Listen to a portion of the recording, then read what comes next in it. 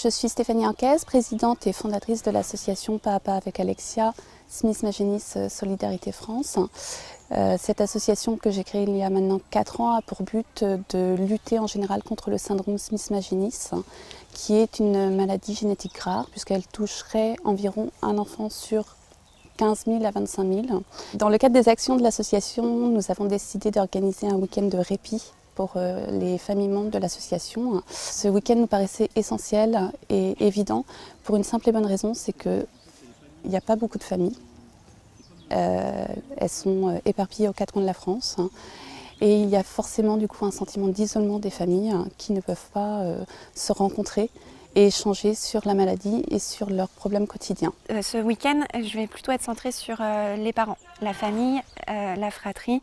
Je vais laisser mes petits patients de côté et plutôt m'intéresser à la cellule familiale. Comment ça se passe, comment ça s'organise, les difficultés rencontrées et puis essayer de leur proposer un espace dans lequel ils vont pouvoir présenter leurs problématiques, les difficultés et peut-être y donner du sens ou les voir différemment. Je suis papa de 4 enfants, Chloé qui va avoir 15 ans, Léo qui a 13 ans, Simon 9 ans et Maëlys 4 ans qui a le syndrome de Smith Magenis.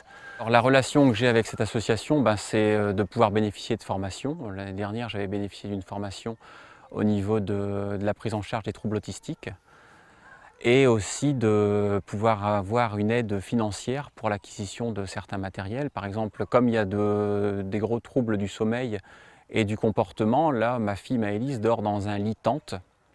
Donc il y a un lit qui se configure comme une tente, qui est fermé par des moustiquaires et qui lui permet d'avoir un environnement sécurisé la nuit. Elle ne peut pas en sortir, en fait, elle est sécurisée dans sa tente, ce qui lui permet, si elle a des phases d'éveil la nuit, de rester dans son lit, de ne pas se mettre en difficulté, de ne pas se mettre en danger, et puis nous, de dormir aussi de façon plus sereine.